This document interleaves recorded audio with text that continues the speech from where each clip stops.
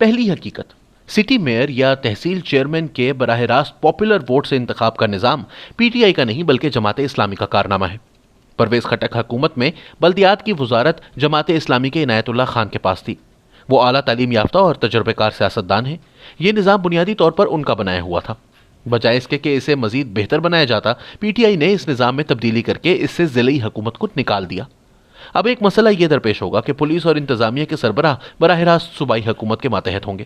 دوسری طرف اگر پروونشل فائنانس کمیشن ایوارڈ ہوتا ہے تو اس میں وسائل ضلعوں کی بنیاد پر تقسیم ہوں گے، لیکن یہاں ضلع کی سطح پر نظام ہی نہیں رکھا گیا۔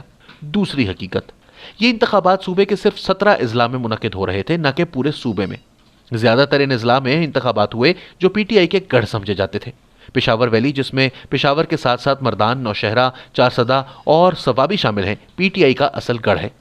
جب یہاں پر اس کا یہ حشر ہوا ہے تو دوسرے مرحلے میں حشر اس سے کئی گنا برا ہو سکتا ہے، کیونکہ دوسرے مرحلے میں ہزارہ ڈویژن کے مانسہرہ اور ایبٹ آباد وغیرہ بھی شامل ہوں گے، جو بنیادی طور پر مسلم لیگ نون کے گڑھ سمجھے جاتے ہیں۔ اسی طرح مالاکنڈ ڈویژن کے دیر اور سوات کے اضلاع ہوں گے، جہاں سے گزشتہ الیکشن نما سلیکشن میں بھی جماعت اسلامی اور مسلم لیگ نون نے سیٹیں نکال لی تھیں۔ اسی طرح اگلے مرحلے میں شمالی اور جنوبی وزیرستان ہوں گے، جو تاریخی طور پر جے یو آئی کے گڑھ ہیں یا اب وہاں پی ٹی ایم کا غلغلہ ہے۔ یوں دوسرے مرحلے میں اگر واقعی انتخابات ہوئے تو پی ٹی آئی کا حشر اس سے بھی برا ہوگا۔ تیسری حقیقت، صوبہ چلانا تو درکنار، پی ٹی آئی کی حکومت صرف امن و امان کو بھی بحال نہیں رکھ سکتی۔ اب پورے صوبے نہیں بلکہ 17 اضلاع میں انتخابات منعقد ہو رہے تھے۔ دیگر اضلاع سے پولیس اور دیگر اہلکار بھی انتخابی ضلعوں میں بلائے گئے تھے اور خفیہ ایجنسیوں کی ساری توجہ بھی ان علاقوں پر مرکوز تھی، لیکن اس کے باوجود یہ خون ریز انتخابات ثابت ہوئے۔ ڈیرہ اسماعیل خان میں اے این پی کے تحصیل میئر کے امیدوار قتل کیے گئے اور ان کے بیٹے حکومتی پارٹی کے وزراء کی طرف انگلی اٹھا رہے ہیں۔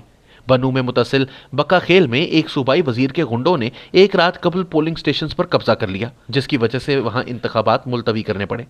اسی طرح بوجوڑ میں دھماکے کے نتیجے میں اے این پی کے 2 افراد قتل ہوئے۔ کرک میں خود P T I M N A Shahid Khattak کے عزیز قتل ہوئے۔ حتیٰ کہ پشاور شہر کے گور گٹری پولنگ سٹیشن میں بھی الیکشن سے ایک رات قبل ٹھپے لگانے والوں کو پولیس کی بجائے اپوزیشن امیدواروں نے آ کر روکا۔ چوتھی حقیقت، خیبر پختونخوا کی حکومت اور پی ٹی آئی کی قیادت اتنی نااہل اور نکمی ہے کہ اگر 2018 میں مدد کرنے والی طاقتیں ساتھ نہ ہوں تو یہ قانون اور ضابطے کی دھجیاں بکھیرتے ہوئے سرکاری وسائل کے بھرپور استعمال کے باوجود دھاندلی کے ذریعے بھی کامیابی حاصل نہیں کر سکتی۔ ان انتخابات میں خود عمران خان نے بھی قانون شکنی کی۔ الیکشن کمیشن نے تحریری طور پر متنبہ کیا تھا کہ وہ صحت کارڈ تقسیم کرنے نہ جائیں، لیکن پھر بھی پشاور گئے۔ اسپیکر اسد کیسر کی مداخلت اور فنڈز کی تقسیم کے آڈیو ثبوت بھی آئے، لیکن ان کے خلاف ایک نوٹس کے سوا کوئی کارروائی نہیں ہوئی۔ وفاقی وزیر علی امین گنڈا پور کو الیکشن کمیشن نے جرمانہ بھی کیا۔ تمام وفاقی وزراء نے وہاں ڈیرے ڈالے تھے۔ تمام صوبے کے وزراء کو بھی الیکشن والے حلقوں میں تعینات کیا گیا تھا۔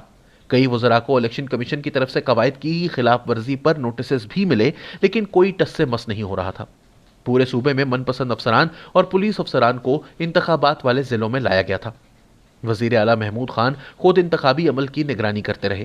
سرکاری وسائل اور پیسے کا بے دریغ استعمال بھی ہوا، اور جس طرح دبئی سے 1 ارب پتی اے ٹی ایم کو لا کر پشاور میں میئر شپ کا امیدوار بنایا گیا تھا، اسی طرح اکثر ٹکٹ ارب پتیوں اور کروڑ پتیوں کو دیے گئے تھے جو پیسوں کا بھرپور استعمال کرتے رہے۔ اگر حکومتی طاقت اور وسائل ساتھ نہ ہوں تو اندازہ لگایا جا سکتا ہے کہ پی ٹی آئی کتنے ووٹ حاصل کر سکے گی۔ پانچویں حقیقت، 2018 کے انتخابات میں پشاور کی 100% نشستیں پی ٹی آئی نے لی تھیں یا اس کو دلوائی گئی تھیں، لیکن اب میئر کا الیکشن جے یو آئی کے حصے میں آیا، جبکہ میئر کا حلقہ انتخاب کئی ایم این ایز کے حلقوں پر مشتمل تھا۔ پشاور کی تحصیلیں اے این پی اور جے یو آئی کے حصے میں آئیں اور صرف ایک تحصیل پی ٹی آئی نے جیتی۔ مردان میں سوائے ایک کے باقی تمام قومی اور صوبائی نشستیں گزشتہ انتخابات میں پی ٹی آئی کو دی گئی تھی، لیکن اب کی بار شہر کے میئر اے این پی کے حمایت معیار منتخب ہوئے، جبکہ تمام تحصیلیں جے یو آئی نے جیتی۔ وفاقی وزیر علی محمد خان کے علاقے مردان کے کاٹلنگ جیسی بعض تحصیلوں میں تو پی ٹی آئی دوسری اور تیسری بھی نہیں بلکہ چوتھی پوزیشن پر آئی۔ شہریار افریدی اور شبلی فراز کو ہارٹ ڈویژن بھی گزشتہ الیکشن میں پی ٹی آئی کو دلوایا گیا تھا، لیکن اب یہاں سے پی ٹی آئی کا مکمل صفایا ہو گیا۔ یہی حالت بنو کی رہی۔